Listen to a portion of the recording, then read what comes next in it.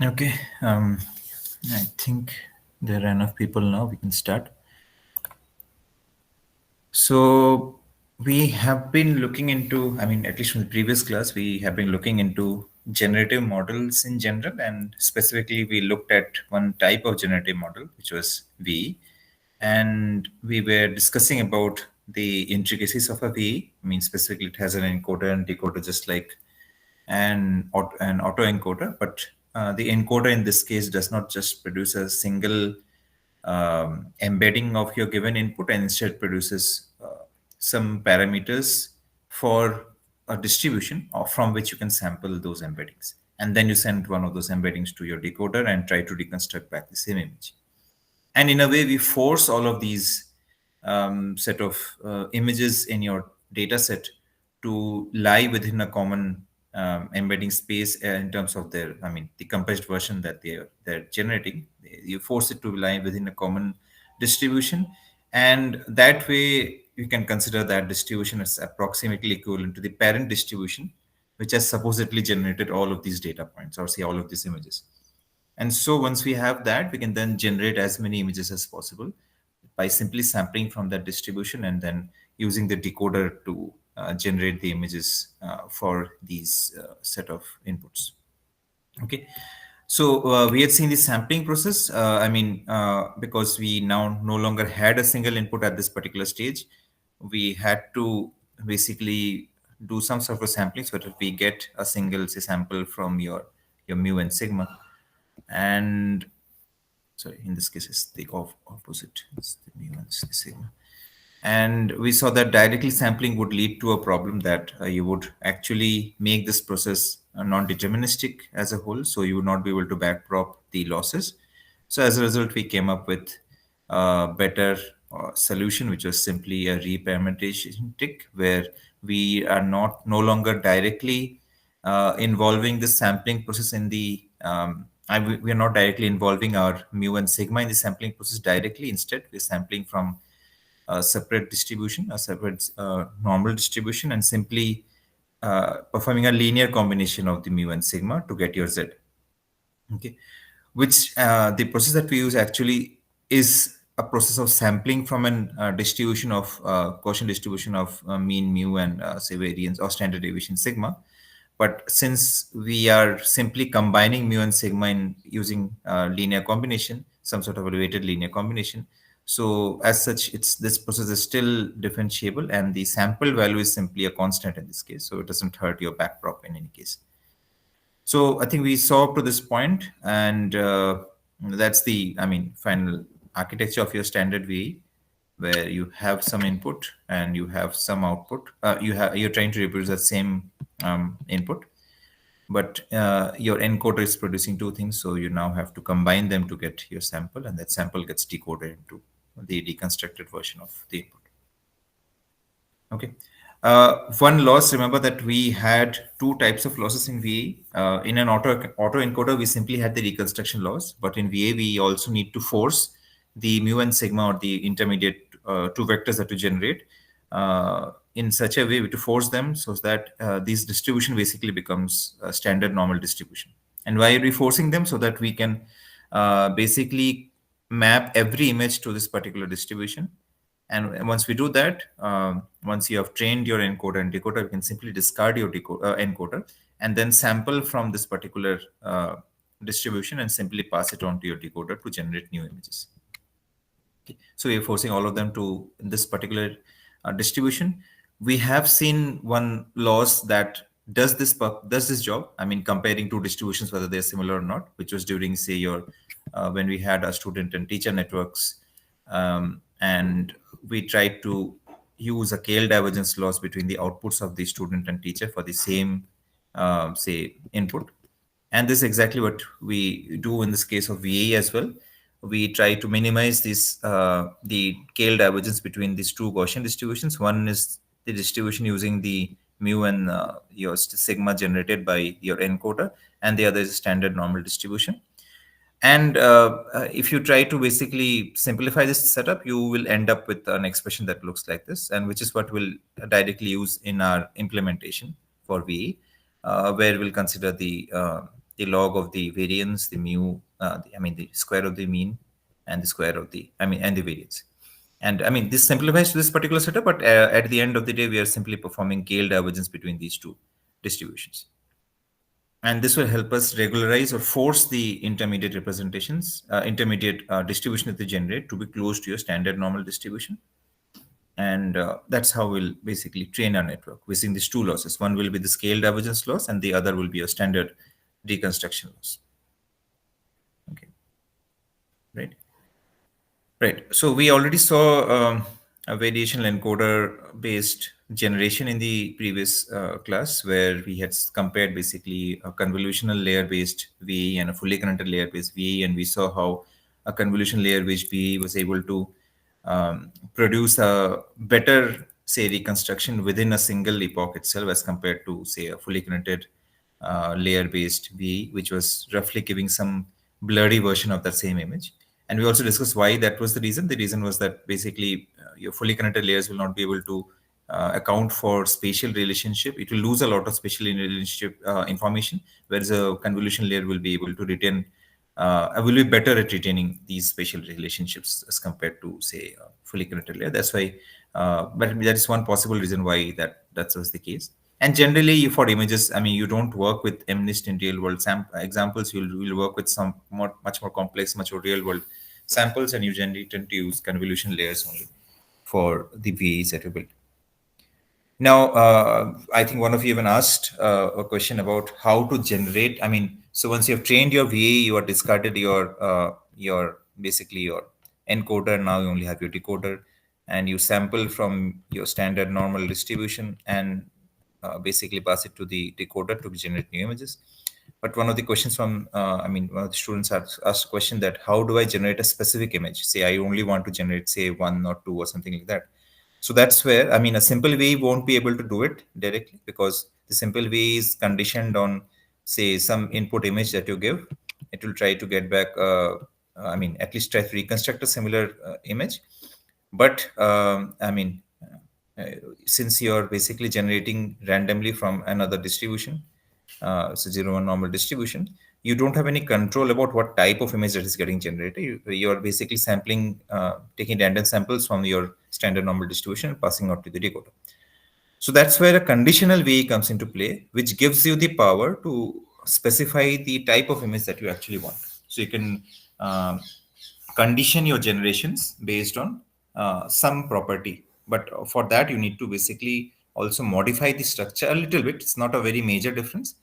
You'll have to incorporate that condition itself as part of the training. And then so that during testing, you can then generate as many types of images of different types as per your requirement.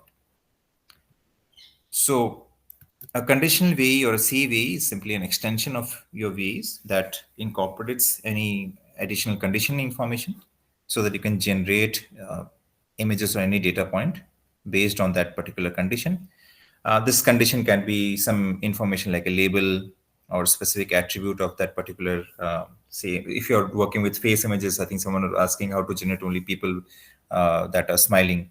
So during training, you can include a specific attribute of whether the person is smiling or not. At least during training, you know which person is, it's label data, so you know which person is smiling and which person is not.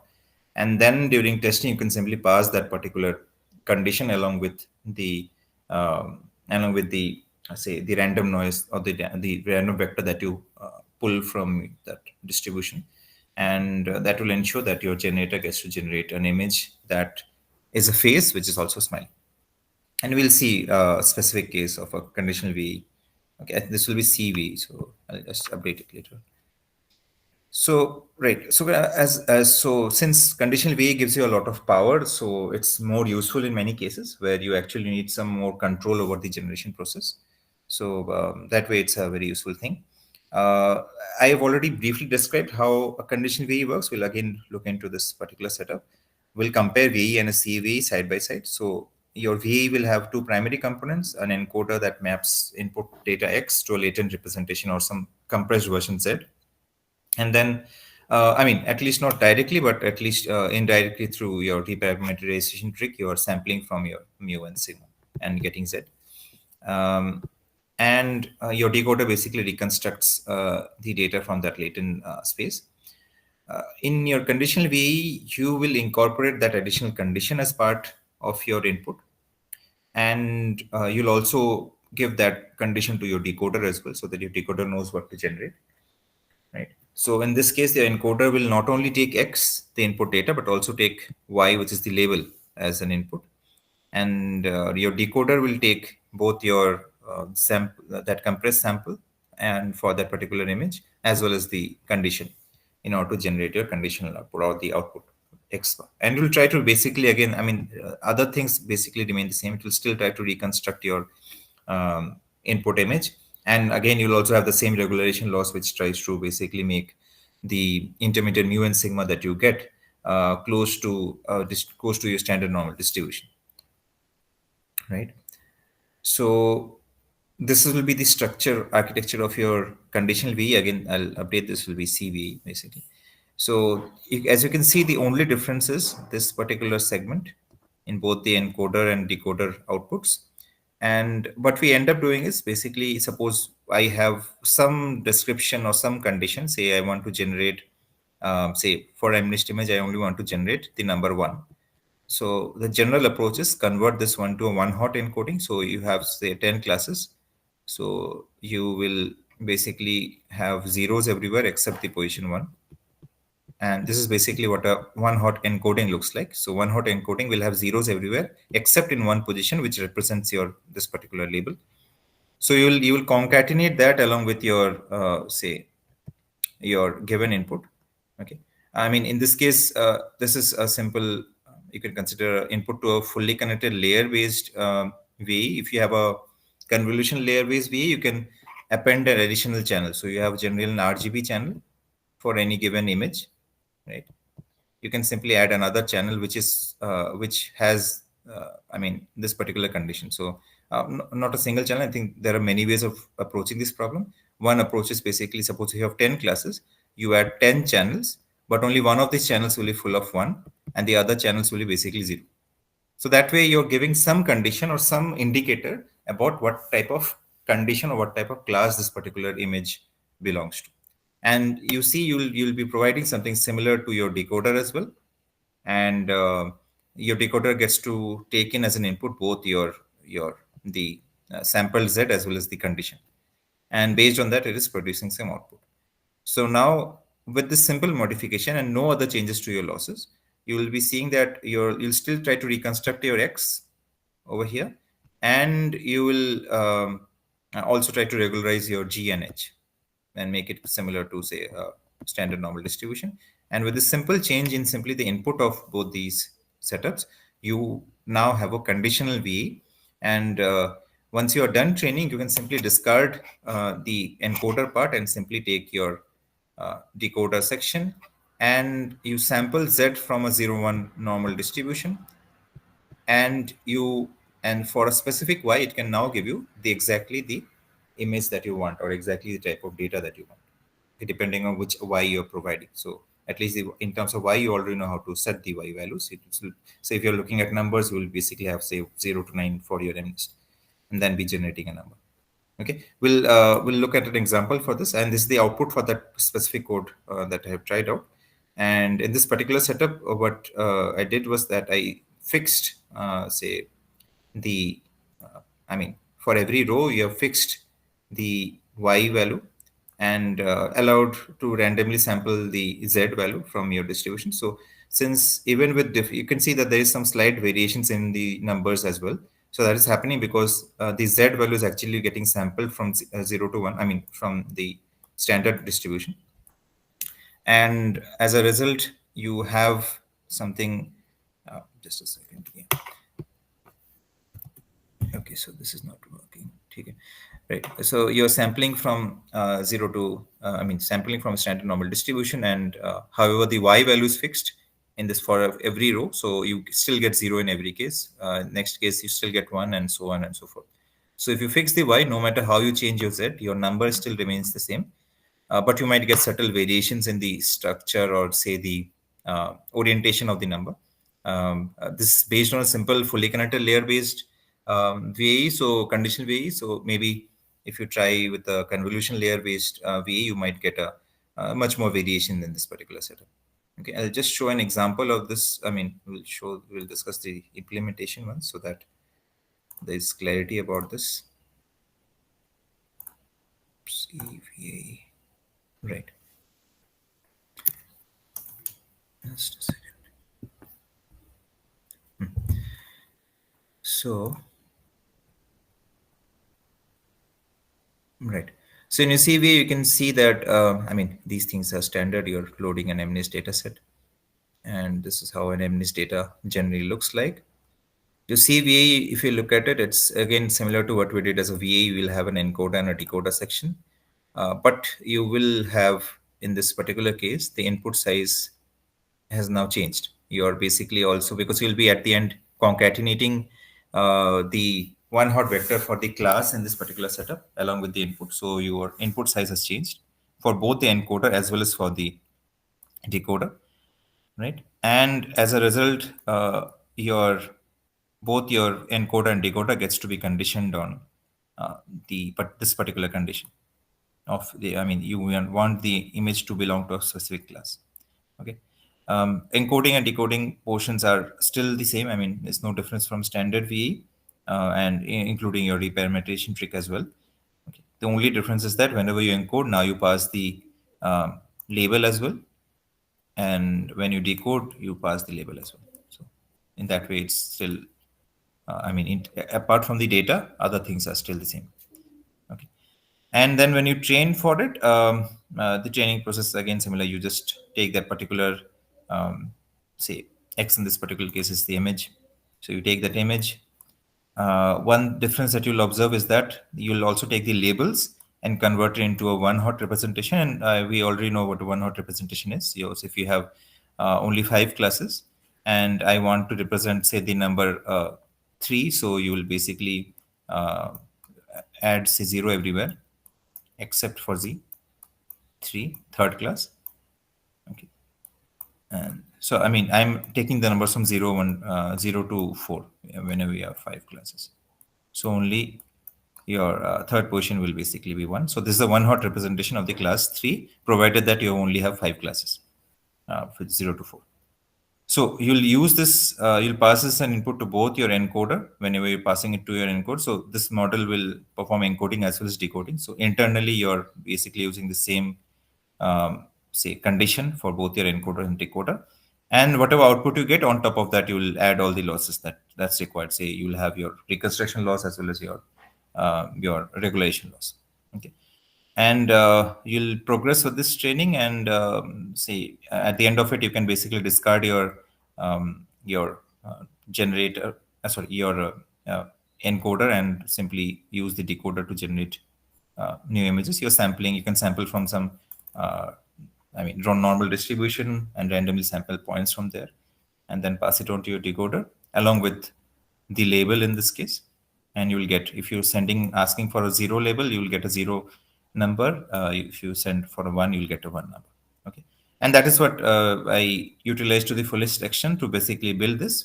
And that is what you're getting over here. Basically, you're getting different numbers, but for a specific row, the number is fixed. And as a result, no matter how I change the x's, the numbers don't change. But for different rows, I have different numbers because I have ensured that the y is changing for every row. So as a result, I'm getting different numbers at different stages. So that's a conditional VE for you. I mean, you can refer to these codes and come up with, I mean, better versions of these things. Once I'll release these codes at the end of the lecture. I'll go to, yeah, Aryan. So, sir, like, what would happen if you hadn't, added the condition of the labels in while encoding?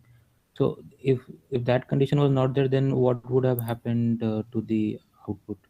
Like, would it have generated like in the first row, it might have generated 1 and like any number from 0 to 9, or No. So what is the problem in this particular setup is that since I have explicitly modified the network to such that your decoder has to take to, I mean, this concatenated input.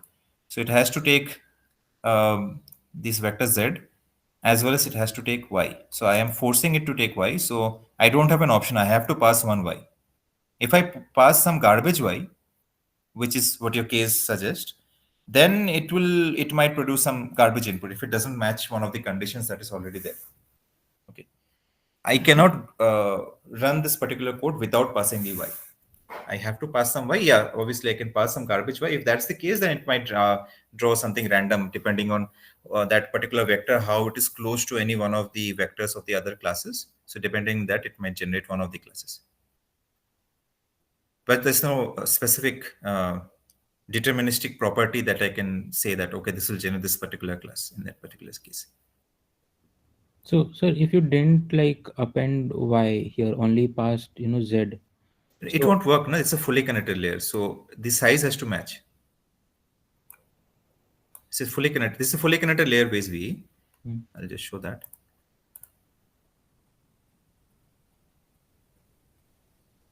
Look at the decoder. It's a fully connected layer. So this was the size of your Z, and this is the number of classes. So the number of classes in our case is 10. So it requires a 12 dimension vector as an input. so, sir, assuming that we are not doing a conditional VAE, but assuming that we are building a VAE, That's only a V, yeah. then in that case, like after training, and let's say we give a representation from the distribution to the decoder, then is it possible that it can generate I mean, what, like, I just want to understand, like, what is the difference between a CVA, like, and like what would be the difference in the output if we are built the same. So if you're training a standard VE, which does not have any condition, it will generate any number between 0 to 9, which is what it was trained on. Okay. There is no guarantee which number you will get as such, because you have not fixed any pattern within your training process to generate a specific number for a specific input. You're not fixed anything. So depending on that latent space from which it is drawing from, during training, one of the numbers must have gotten close to that specific, say, region. So you're generating from a particular, say, Gaussian distribution. So you randomly choose, suppose, one point from here and pass it on to your, say, decoder. Turns out while training, maybe the number 7 was very close to this point. Okay, while training it repeated times. So then in that case, your decoder will basically generate some version of 7. Okay, but there is no guarantee which number it will come up with. It will randomly generate any one number that lies within that. Say if during training, one of the points of 7 was lying somewhere over here, then in that case, you will generate something as a 7. But since you can train in different way, you train the same network, say, multiple times, you might get a different encoding every time you train a network from scratch. So there's no guarantee which number you'll get as such. So that's why you don't have any control over what number is getting generated using a simple VE. For that control, you are bringing in the concept of a conditional VE. Okay. Okay.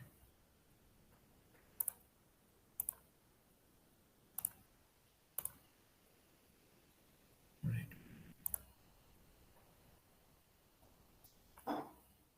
So let's cover some of the shortcomings of VEs. So one major problem that variation autoencoders face is that generally the outputs that VEs produce are a bit blurry.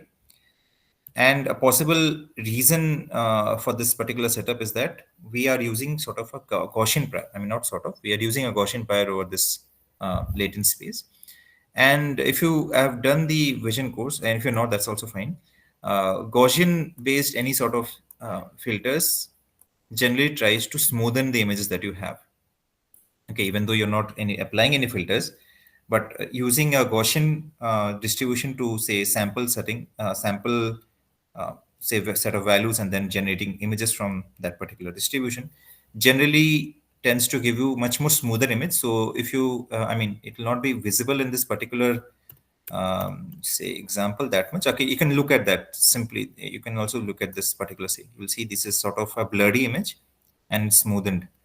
So if you have a simple data set, like say MNIST, where this will not matter much, you will be satisfied with this. But if you move to much more complex data, like say a data of a face, there you will see a problem that the faces that you generate using a VE will be very blurry, and that will represent sort of an average face. You'll have it look like a combination of different faces, and that's why it will be a bit blurry, which is a consistent problem with VAs.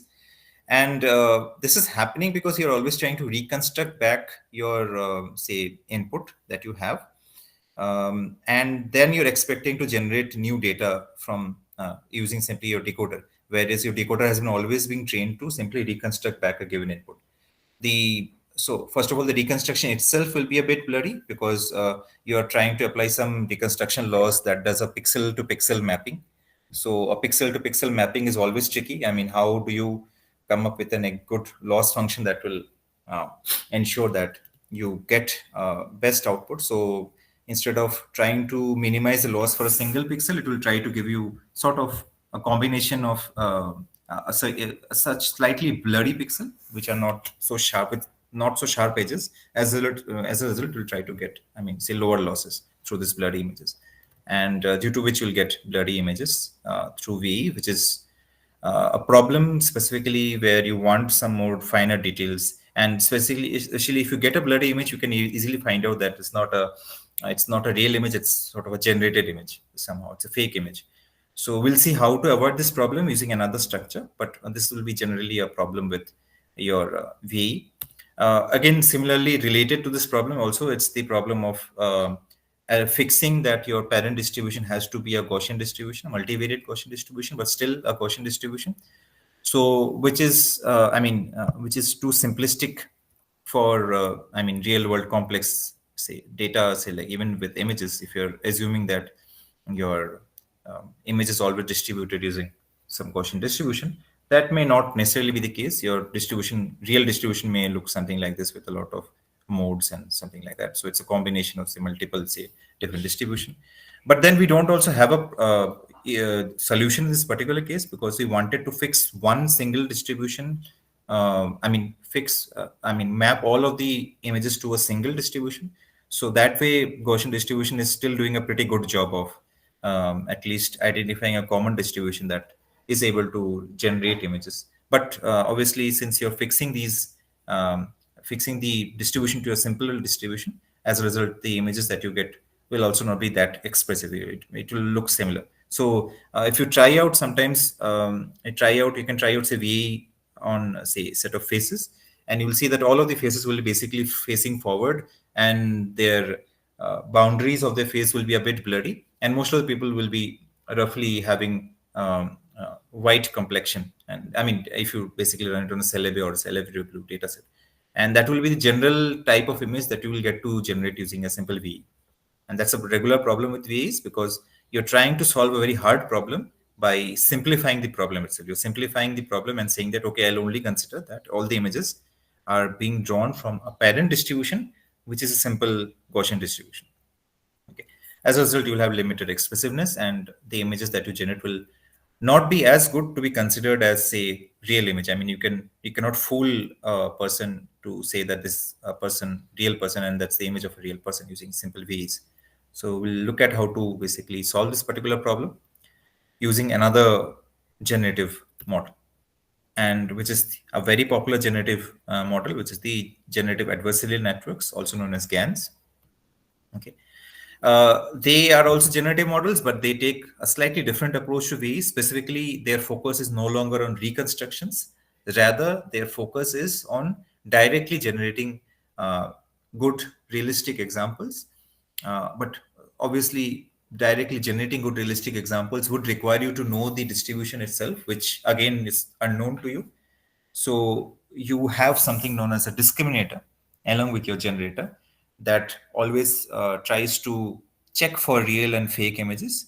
And based on that, the generator tries to improve itself. So we'll look into the details. It's a very good two-player game sort of a setup where you have basically a generator which tries to generate realistic images and a discriminator whose job is to identify real and fake images.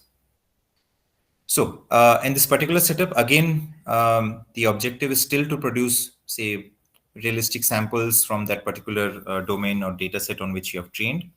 Okay. For this purpose, you have something known as a generator and something known as a discriminator. Okay. And we'll discuss how these two components are actually some version of the two components of VEs. Which VEs has a component of encoder and a decoder, whereas GAN has a generator and a discriminator. We'll see how these components map to each other.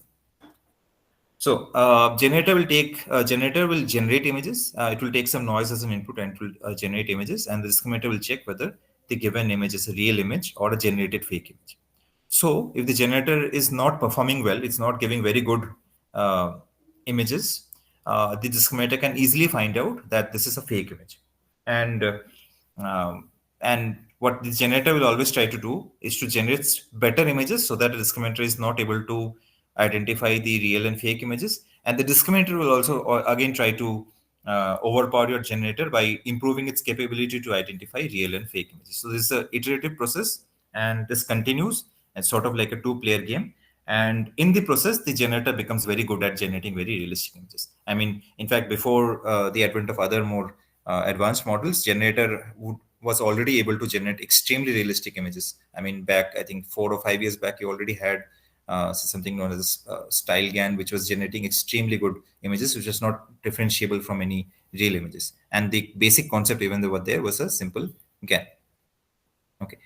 So this is the general idea of, again, the generator attempts to fool the discriminator, which on the other hand is tasked to distinguish between generated data and real data. Okay.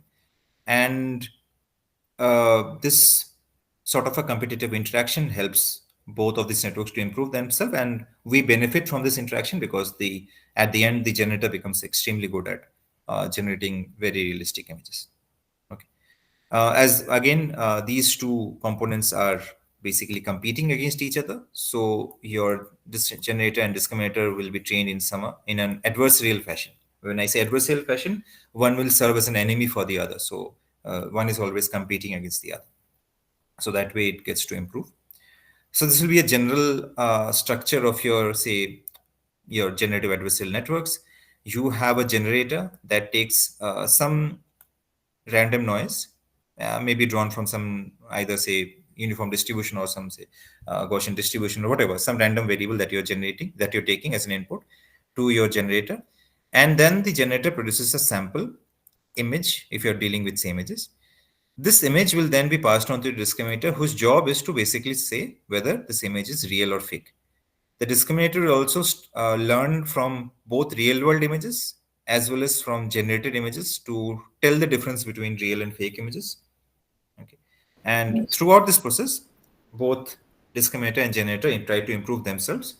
If the discriminator is not very good, the generator will be able to easily fool the discriminator and you will not get very good images. On the other hand, if the discriminator is extremely well performing and the generator is not that good, then you'll never be able to beat the discriminator, and as a result, your will not get good samples. So it's actually very tricky to come up with a very good balance of training between these two components, and mainly because it's sort of like an adversarial training. One tries to increase a particular loss, and other tries to decrease that particular loss, and we'll see how these losses operate along with each other. Okay, and just remember these, say, I mean, we'll look at these expressions again. So you have your random variable z, you pass it on to your generator, you generate some sample g of z. You also have real samples from the real world x, and your discriminator will try to give, say, the real prediction for d of x and for x basically, and will try to give fake prediction for z of z. Okay, and we'll define losses based on these terms. So discriminator will already train from the real world? No. So before if you're parallelly training both generator and discriminator. parallelly. Okay. Yeah. Sir, can I ask one question? Yes. Suppose, sir, in passports, actually we were submitting, or we are submitting our images 5 or 6 or 10 years back. Then at the point of check-in, how, because because within the 10 years or 5 or 6 years, our face got changed, our maybe hair, our, and all that. So, what is the technology? How it is detecting that? Okay, we are Pratik or I am Chandra Mohan. Who is detecting? The technology. So Suppose. I think for that, I think they are using some. I mean, in the simple face recognition software itself, they are incorporating some features like the general structure of your face. Okay, so you must have looked at some of the videos that Apple releases when they basically use, I think, Apple IDs or something like that. So they are not only looking at, don't only look at your image, which is basically a 2D structure. They also try to map your 3D structure of your face from your images itself. And generally, unless until you have met with some major trauma on your face or something, even though you say build some beard or some other thing, the structure of your face will proportionately will be similar. And as a result, just a second, what happened? As a result, that will, I mean, structure, since it's still similar, so you will not have a say foolproof system. There will be still cases where this particular setup will not work. But then nowadays it has matured. That technology has matured a lot to identify even changes in your facial attributes. So in that way, I think that will be the general idea. Specifically, what they exactly do, that will depend. That will vary from implementation to implementation. Generally, the idea is that you also incorporate the 3D structure of your face also, which will not change that much as compared to other facial features like your, say, beard or mustache or something like that. Sir, in this, Z is generated from the encoder part of it? No, there is no encoder. That's the difference between GANs and autoencoders. There is no encoder as such. Z is simply sampled from any random distribution. So you can also give some any random Z. So you can pick it from a Gaussian distribution, or you pick it from, say, a uniform distribution and give it onto your generator. So, sir, like in this case, like what is difference between encoder, decoder, and this generator and discriminator? So, this is one thing we should discuss. So, remember in your, say, VAE, you had, just a second. In your VAE, you had your encoder, which was basically giving you, which was taking your image as an input, and you had a decoder, which was taking the embeddings Z as input and producing an image. Okay. So, in a way, you still have the decoder, because a generator in this case is basically your decoder of VAE. Okay, which is taking some sample and producing an image. So your decoder is simply your generator. Discriminator is a new setup in this particular thing, which is basically acts like a classifier, a binary classifier, whose only job is to predict whether this particular input is a real image or a generated image or not. Okay, encoder as such is not present in your GAN, which is which has its advantages as well as a disadvantage. The advantage is that you are directly training this particular setup of generating random images given any, say, sample value from any distribution. So you're directly generating this setup using this setup, because at the end of the day, you will be using only this particular portion to generate new samples. So you're specifically training for this portion. You're not bothered about this auto encoding or reconstruction terms. Okay. And the disadvantage can be that now this particular setup cannot take an input, cannot take an image as an input and maybe modify that particular image, because that option is not there anymore. You don't have an encoder in this particular setup. So that way your generator, a GAN as an auto encoder are partially related, at least in terms of the decoder now becoming the generator. But it's also different because there is no longer any concept of an encoder in your GAN. Okay. Sir, in this, we are also using the probabilistic model, or which model we are using? So that's the beauty of it. You'll not be using any sort of, you'll not be building any loss function or training on the basis of any sort of probabilistic difference or something like that. The only thing that you will train on is the output of your discriminator. So the generator will try to generate a sample such that the discriminator gives, so suppose discriminator will give 1 for real and 0 for fake. So your generator will try to give a sample that such that the discriminator produces 1, and the discriminator will try to improve itself so that for real images it gives 1 and for fake images it gives 0. Okay, and that's the core of it. I mean, nothing else is going on in this particular setup. They are simply trying to fool each other. Okay, I mean, not. I mean, the generator is trying to fool discriminator, and discriminator is trying to catch the generator. That's the whole game over here. And there is no other probabilistic training or any other complicated loss functions that will happen over here. You'll simply training a classifier where this classifier or discriminator is simply trying to identify real and fake image, and you have a generator which generates a sample, and the generator is trying to fool the discriminator into giving 1 for a fake image as well. That's it. We'll see the loss functions, and then I think it will become much more apparent. So that jet, Yes. the jet that is here, it's coming from the real world or some random. It's randomly sampled from a distribution. So it can be a uniform distribution. It can be a normal distribution. You're sampling it randomly from another distribution, unknown distribution. So just one Simply you can take a- conceptual thing to ask from you. Uh-huh. When we say that the numbers are randomly distributed or normally distributed, that is understandable. But when we say that images are also randomly distributed or sampled, how does By it? the way, this is not an image. It will No, I simply mean be just- a vector. Huh. Yeah, I'm just asking for my sake. A vector can also be randomly sampled, or it can belong to some normal distribution. I mean a vector, a full vector. See, when you say a full vector, so basically that vector has a lot of dimension. Hmm. Say it has, say, 10 dimensions. Okay. Okay. You will have a corresponding distribution which only deals with vectors of size 10. For example, I mean, it's easier for a Gaussian distribution because you must have heard of a multivariate Gaussian distribution. So a standard Gaussian distribution will have some form, right? You'll have e to the power. I mean, that probability distribution will have x minus the mean squared.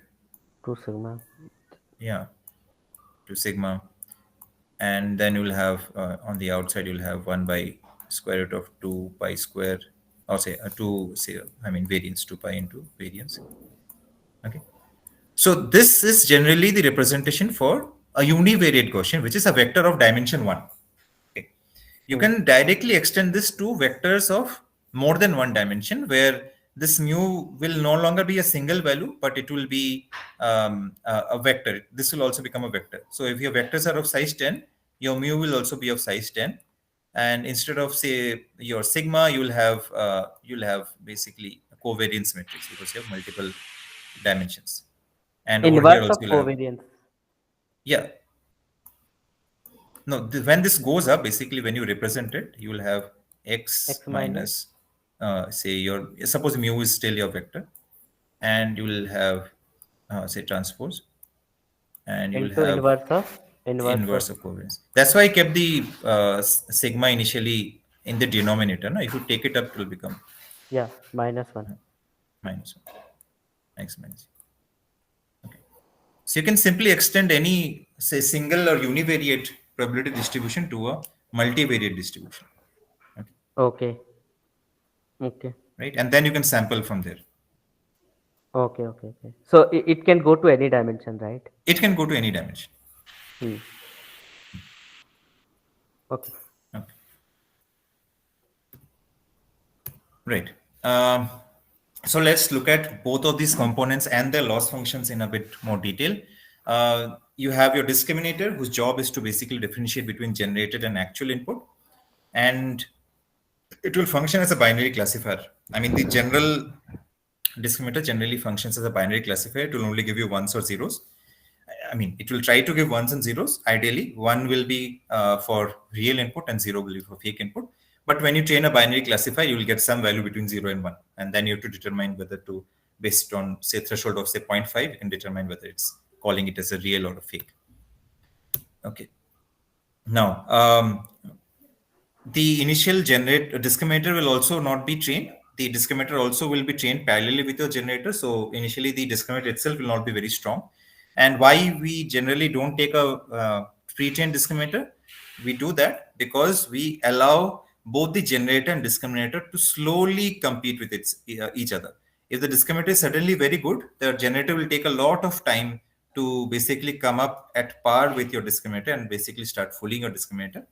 So instead, we try to train both of them from scratch, where discriminator gets to learn how to predict real and fake, and generator gets to learn how to generate a good fake. Okay, right. This is what's mentioned over here. The discriminator grows increasingly better at its job, and the indirectly we'll also see how the generator also tries to improve itself. So our discriminator loss will try to reduce these losses of basically mispredicting the real world images and mispredicting the fake images, and we'll see how that happens. So just look at this term. This might look very complex, but it's actually not. So look at the first term. You're looking at the output of D for a real image, say X. And the second term is 1 minus D of a fake image, which is the image generated by G on the basis of some Z. Okay. So if you try to minimize this particular loss, what will happen is that this term will get maximized because of this minus symbol. If you're trying to minimize J, D, this term will be maximized, which means D of X will be maximized, which means D of X will move closer to 1. Okay. Whereas the other term, this also will get maximized, but what are you maximizing? You're maximizing 1 minus D of something. So this thing can be maximum only when D of G of Z is basically 0. So through this loss function, you are forcing the output of your discriminator to be 1 for real images and to be 0 for fake images. Okay, that's the basic way of how to deal with your, training your discriminator. Okay, and we'll see that your discriminator will get very good at identifying at least the current images that the generator is generating. So the generator now has to improve so that it is able to fool the discriminator. So we'll have a corresponding loss for the discriminator, for the generator as well. Okay, right. Okay, so this particular loss assists the discriminator's ability to differentiate between generated and real examples. The log likelihood that the discriminator will accurately identify real images will be represented by this section, and will be able to identify fake images will be represented by this particular section. And through this minimization process, you're actually maximizing D of X, and you're indirectly minimizing D of G of Z. So this one goes to 1 and this one goes to 0. And as a result, it's learning to basically differentiate between these two types of images. Okay. Let's come to the generator. This is the most important component of your GAN, because this will finally be used to generate realistic images. Okay. This will take a random noise as an input. That noise can be generated through some distribution, whether it's a normal distribution or some uniform distribution. And then it will convert it to a particular, say, whatever output data that you want, whether it's a text or an image. And this text or image, and will then be fed to your discriminator. Okay, right. In this particular case of, again, we are not explicitly learning any distribution, but internally through the process of trying to fool the discriminator, your generator will learn the underlying distribution of your data and be able to generate images of that particular type of data. Okay, and as I mentioned, it will try to produce sample that is very close to the real data so that it is able to fool your discriminator. Okay, and we'll look at the loss function for your generator as well. Okay, right. So the objective is to generate realistic synthetic samples. So if I have to fool the discriminator, I will not use any complex process. I'll simply take the output of my discriminator from my generated image, and I'll try to make it 1. Okay. So this is what is happening over here. For your generator, I will take the output of my generator, feed it to my discriminator, and I'll try to minimize this loss. What does this loss do? This is already a negative sign. If I try to minimize JG, this will try to maximize this term, If it tries to maximize this term, you're actually trying to maximize the value of d of g of z, which means you're moving it to 1, which means you're asking the discriminator to predict the output as 1.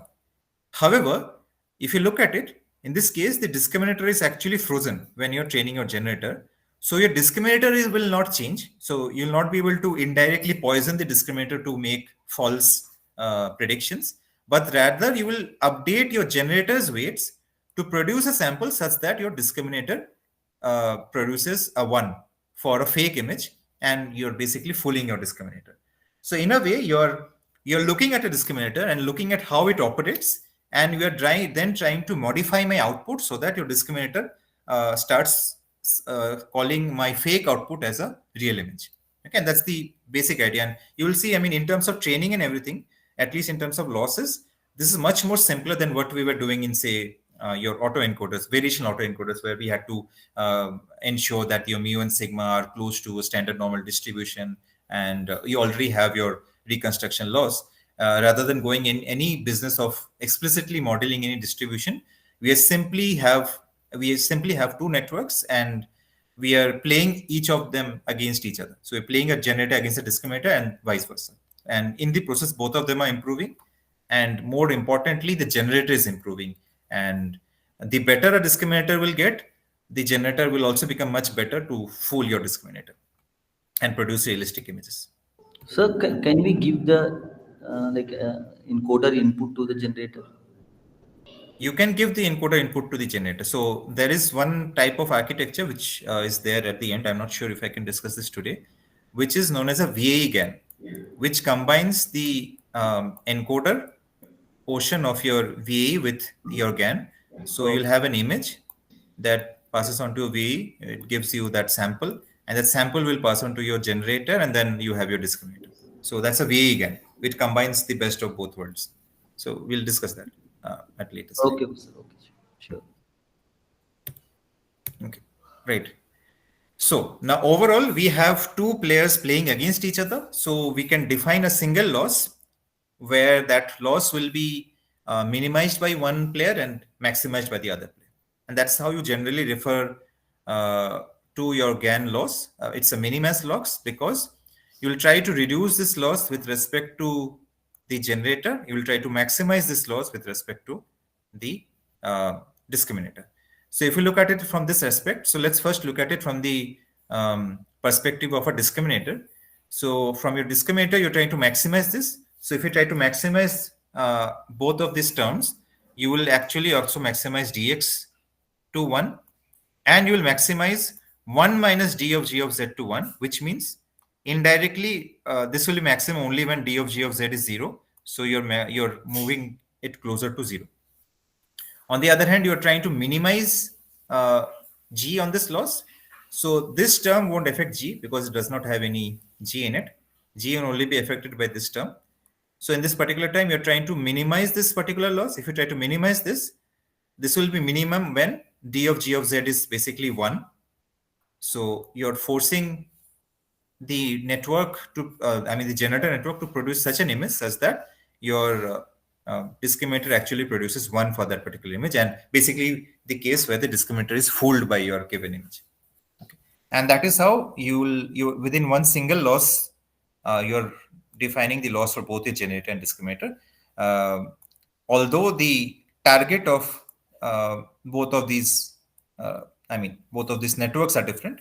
One is trying to minimize this loss, the other is trying to maximize this particular loss. Okay, right. And this is basically referring to your true samples, and this is referring to your generated samples. Okay, right. And this is basically the definition of these terms. And this is an example. So I'll show an example code as well so that you can refer to this.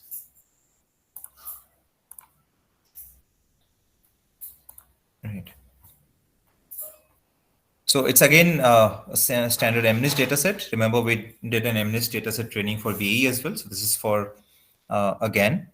Look at the architecture. The generator will take some latent dimension as input, and it's a fully connected based GAN. I did it so that I could train these things fast.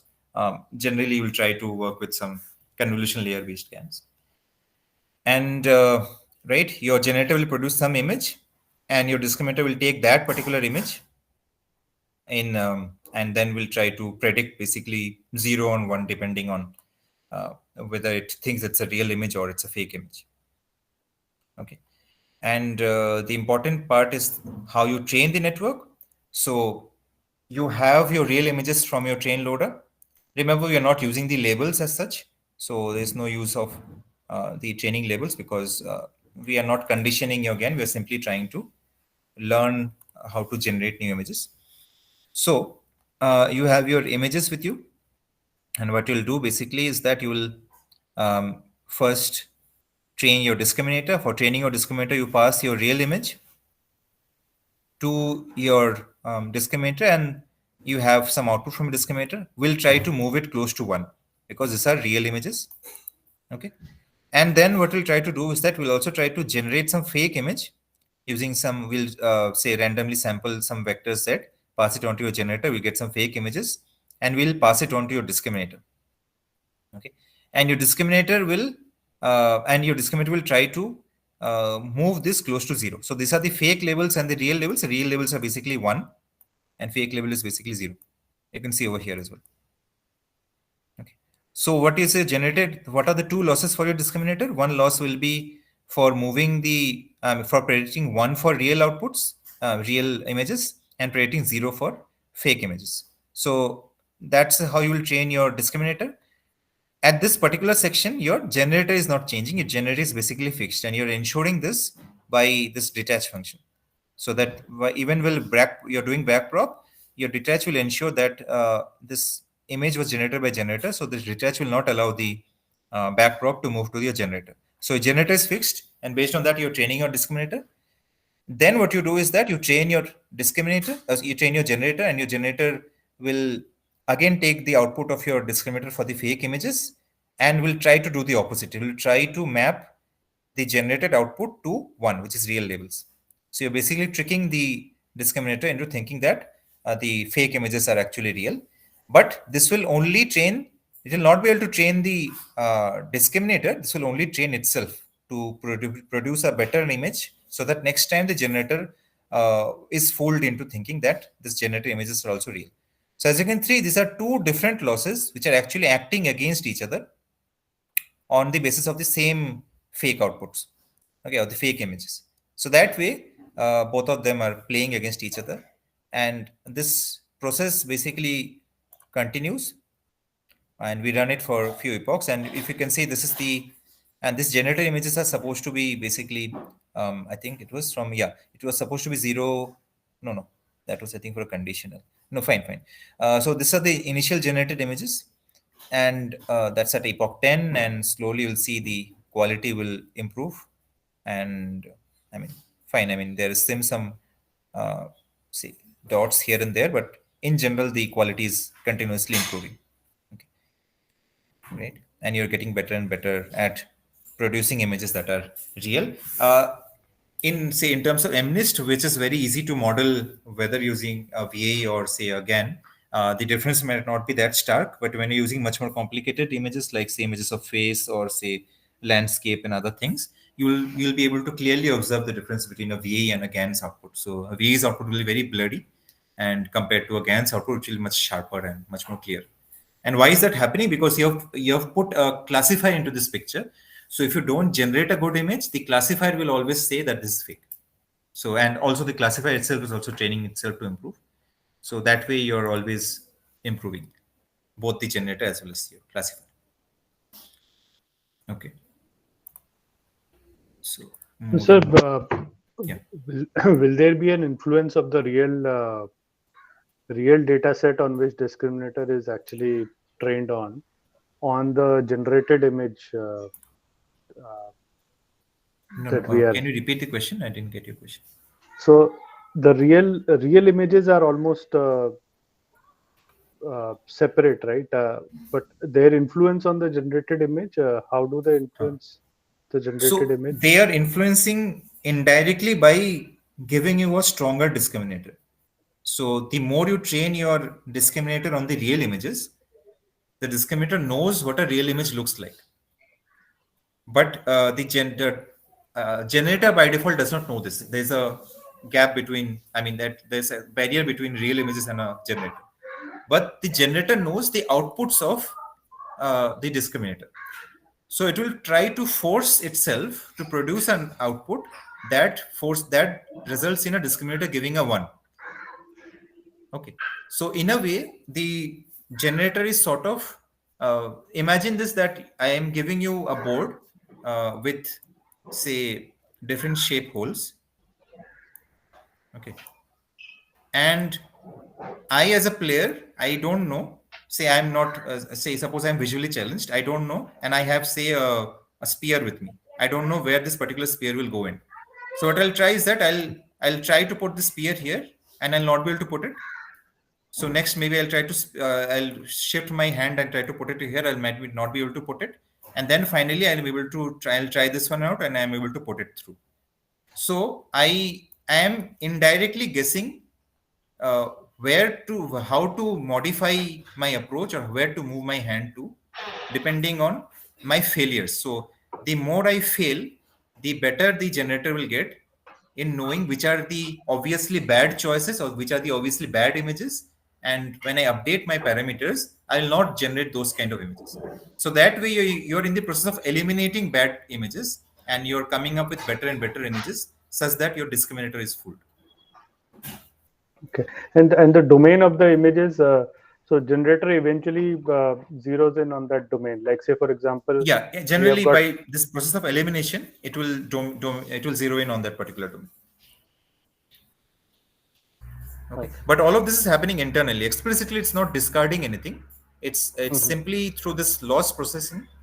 Since this loss is getting back propagated into your generator, it is trying to generate better and better images, which are better at fooling your discriminator. And we still have to take care of all those. Say, for example, it is multi-class. The real images are multi-class, right? So we have to take care of all the class balance and all those things are there, so that No. learns. So so this is the base GAN. Base GAN does not utilize the class information or manages the class information anyhow. So if your training data itself is imbalanced, and where some of the classes are more represented than the other classes, then your generator also will behave in the same way. So that bias will percolate into your generator as well. So one way to solve this particular problem is that instead of using a simple discriminator that does a 0-1 sort of, I'm sorry, let me remove this.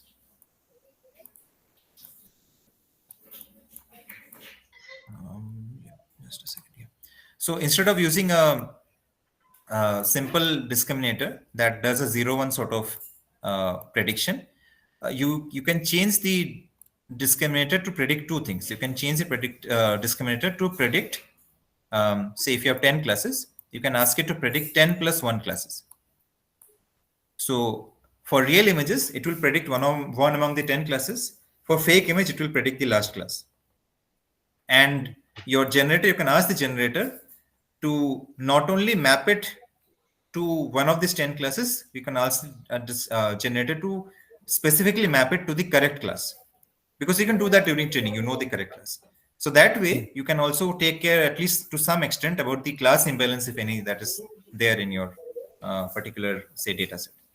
To at least to some extent. If there is an extreme class imbalance, then even with this, you'll not be able to, because with extreme class balance, you cannot even train a standard classifier without some additional, say, steps.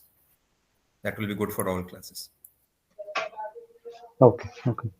Thank you. So we'll shift back. Okay.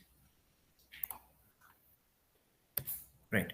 So some shortcomings of GAN. There's a very, sort of famous or infamous shortcoming of GAN, which is mode collapse. So remember that we were picking your Z from, say, a random distribution, like say a uniform distribution or say a Gaussian distribution. The problem that comes up is that suppose the actual distribution of the data was, say, extremely complex. Okay. Even though we are not directly modeling Just a second. Even though if you are not directly not modeling the distribution, your GAN can get stuck in one of these modes, because the whole point, uh, that whole objective that your generator is following is to fool your discriminator. So suppose if I know that generating zero is very easy, suppose, just generally may not be the case. Suppose if generating zero is very easy, I will keep on generating only zeros, and the discriminator also will say that yes, this is the correct image, this is the real image, and so discriminator is fooled, my generator is happy, and it will stop training. And this is a specific case of a mode collapse, where if if it is able to uh, say map your input distribution to one of these modes of your complex data, then it will basically stop learning, it will not try to cover the other modes as well. And that is known as mode collapse. I think there are different ways of dealing with mode collapse. I think one of the example is a Wasserstein GAN, where you modify the training processor loss a bit. But we can look into that, but you can also, we will not directly cover it in the class. I mean, those will require a lot extended say sessions only on GANs, right? So that's one problem which your mode collapse will happen, and as a result, you'll not have diverse outputs. The output, the diversity of your output may not be that much, and which is not something that you want from your generative model. You ideally want a diverse outputs, new images being generated from your GAN, and you don't want, say, your GAN to only generate zeros and ones, or say ones, which is very easy to generate. So you want it to generate all types of classes within your given data set, and GAN might get stuck in this particular problem. Okay. Another thing that is a big problem with GANs is they are very notorious in terms of training. It's very difficult to, you can still do it for simpler datasets like MNIST, but for larger and more complicated dataset, since you have two models that are fighting against each other, it's very tricky to come up with a good balance of how much to train one and then train other. So depending on the task, you might have to do a lot of hyperparameter tuning to come up with a good balance of how many times you want to train your discriminator before you want to allow the generator to start fooling the discriminator, and all of these choices and other things. So it's very difficult to come up with a good balancing. So you have to do a lot of, say, fine tuning, or say hyperparameter fine tuning, depending on whatever task you want to solve, apply your GAN to. If there is some model, some data on which there is already some existing work done, then you can simply follow those set of steps. Otherwise, on a new domain, it might be tricky to come up with. Tricky, but you can still solve it, but it will take some time for you to come up with a good balance between these two. Okay, right? And the big problem that often comes up with this sort of instability is that you will see that you're training both your discriminator and generator, and you will see the discriminator may be performing very well, the loss is going down for your discriminator, but your generator loss is also going up. So this means you're not generating good images. On the other hand, there can be another cases where the discriminator is stuck at a very low loss and it's not learning properly, and as a result, your generator loss may be low, but it's not generating good images because somehow the discriminator has stopped learning better, and as a result, the generator is also not improving itself anymore. So that way, you'll have to come up with, you'll have to try a lot of hyperparameters to basically come up with the best strategy for your given task. So these are some of the shortcomings of a GAN. Again, similar to, say, your conditional VA, you can have conditional GANs. So it's an extension that produces specific type of data based on that additional condition information that you are providing. And we'll do something similar again over here. Remember, in VA, we were concatenating the condition along with the Z value, or along with the input for both the encoder and decoder. We'll do something similar for here as well. We'll do it same thing similar for your generator as well as for your discriminator. So your discriminator generator gets both the condition and the noise, generates an image. The discriminator will get both the generated image as well as the condition that you're trying to generate, and then predict whether it's a correct, whether it's a real image or a fake image. So just describe this thing. both in this particular setup, as mentioned, both will be conditioned on some auxiliary condition information.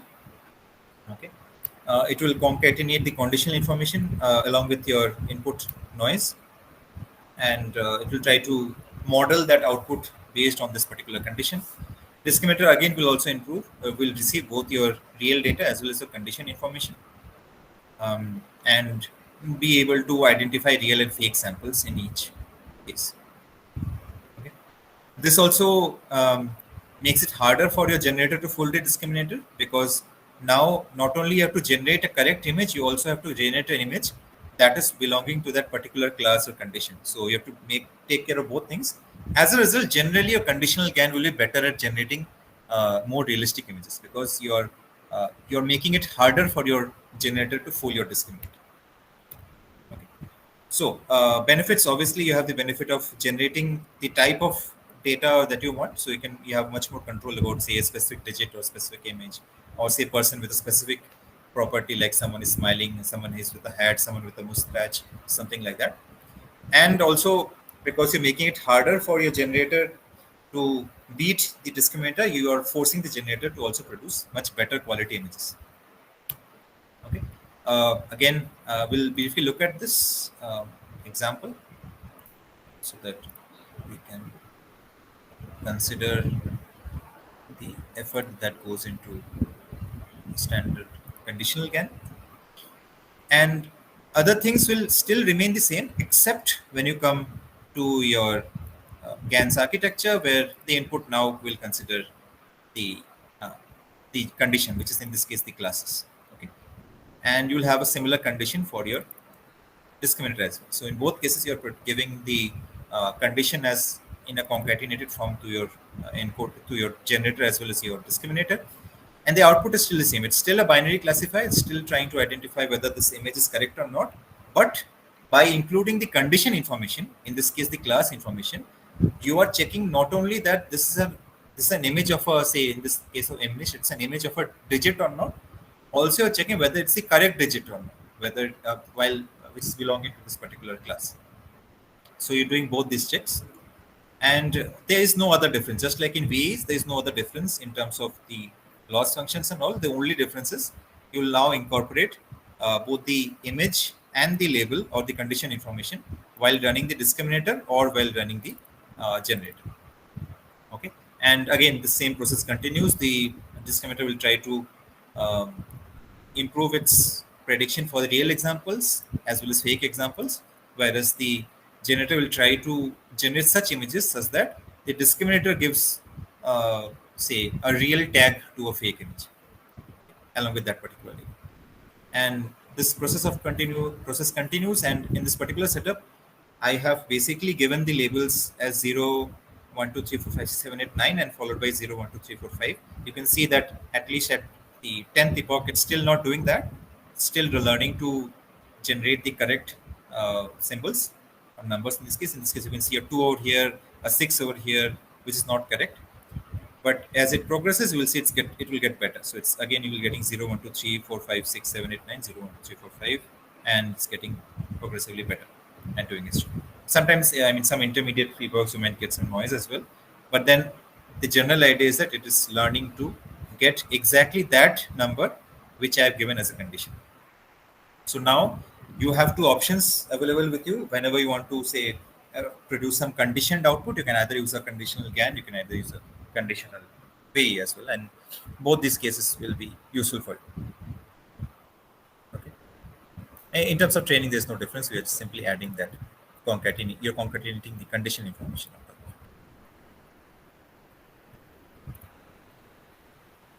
So now you have your conditional GAN. Okay.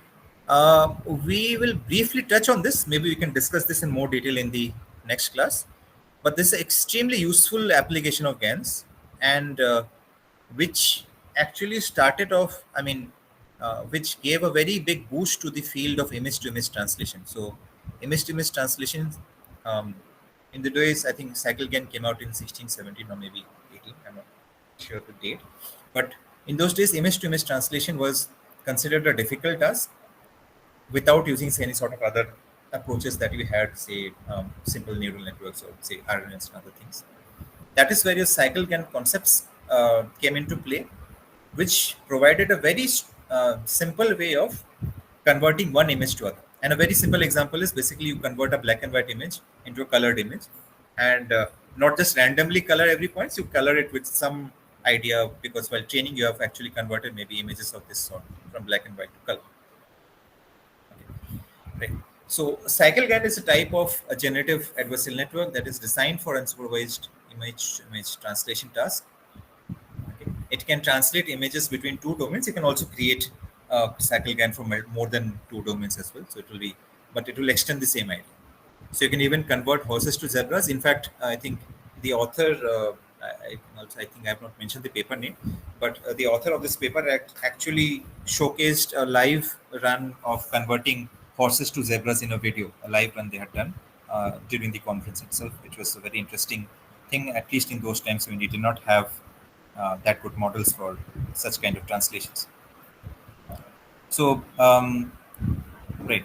And a very good thing about this particular setup is that you don't need to have exact pairs. So in this case, you have an exact pair, you have an exact black and white image and the corresponding colored image. CycleGAN does not require you to have such pair. If you have such pair, that is well and fine. Even if you don't have such pair, you'll still be able to perform image-to-image translations. Okay. And the core idea will be something known as cycle consistency, and we'll see. It's actually a very simple concept. We'll see, and it's simply based on, say you take a data, you take some initial data, you produce a transformed image through GAN, and then you again get back the original image, and the original image should still remain the same. So if you're going from X to Y, and again moving from Y to X, this reconstructed X should be same as X. So that's the simple concept behind cycle consistency, and we'll see how that works. Right. And this is what is mentioned over here. Cycle consistency loss ensures that these sort of mappings preserves the features of the original image and preventing any sort of arbitrary transformation. So that, I mean, while coloring, you might start losing information in this particular image. In order to avoid that, you have a cycle consistency loss around it. And this is composed of two GANs. And so you'll have two generators and two discriminators. The architecture will have one GAN G for translating images from domain X to domain Y. Another generator from moving back from, say, domain Y to domain X. And there will be two discriminators, one for the domain X and one for domain Y. So the domain X discriminator will give one for domain X real images, and will give 0 for fake images generated by F. And same thing will happen for the discriminator for Y as well. It will give 1 for domain Y images, real images, and will give fake images generated by G as a 0. Right? So if you're given two sets of images, a horse and a zebra, one of the generator will generate or transform your horses into zebras. Obviously, in this particular case, the generator will have to take an image as an input. Will not go into the architecture maybe in this class, because architecture will be a bit tricky. But you can apply your logic and come up with, say, even an encoder for this purpose, and that will be fine. So your generator in this particular case will take an image as an input and will create an image of the other domain as an output. So accordingly, you have to modify your network a bit so that it can take an image as an input. Otherwise, we were taking random samples as an input. And once you do that, you have then the discriminator of that corresponding domain. So you can use that discriminator to identify and produce a good transformed image. And what else you can do is that you have also the other generator, which can perform this reverse translation. So it can take that generated image and you'll try to reconstruct back this image. So this is sort of a cycle consistency. That's why it's known as a cycle GAN. You have two generators and two discriminators for this purpose. Okay. So during the training phase, the discriminators will check whether the images computed by the generators are real or fake. Okay, and you have two discriminators, one for each domain. That way, they are at least in their corresponding domain, they will be extremely good in identifying these problems. Okay, and so since you're doing a cycle consistency, while this generation process, your generator itself will get some feedback from the other generator, because you're getting the output of the other generator also in your input when you're applying this cycle consistency. Okay, right? And as a result, both of these generators will become extremely good in converting one type of image to the other domain image, and as a result, we get something which is a very good translation model from one image to the other. And this again, these steps, your generators will take an input image, downsample it, and sample it back to the same size, creating the generated image in the other domain. The discriminator will take an input image and predict whether it's real or fake for that particular domain. And your cycle GAN will be trained to map from one domain to the other using one generator, and the reverse using the other generator, right?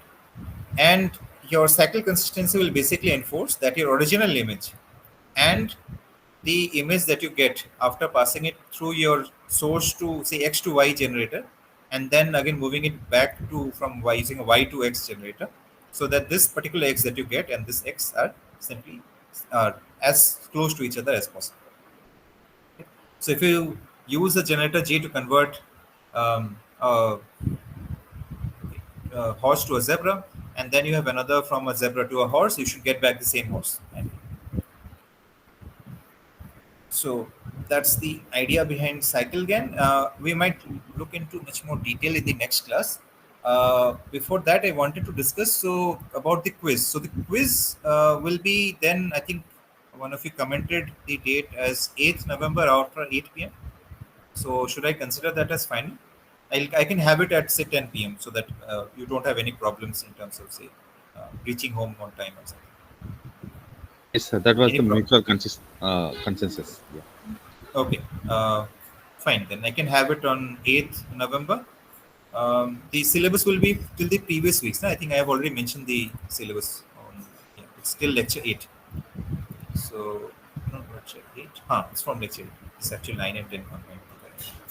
So, the syllabus will be till lecture 8. We'll have it on 8th November at 10 p.m. So, I'll also make a separate announcement for this. Okay. Any other doubts in this particular section, whatever we have covered today? Sir, will the quiz be Slido based as it is happening in some other subject? Slido based. I'm not sure what that is. I'll have to check. I was planning a Google form based only, but I'll check what Slido is. Right. Thank you. So when will be the last class, sir? The last class will be, I think, let me check, 17th of November. That is the last Sunday, I think, before the academic session. I mean, at least the classes end. So we'll have 2 more weeks of class.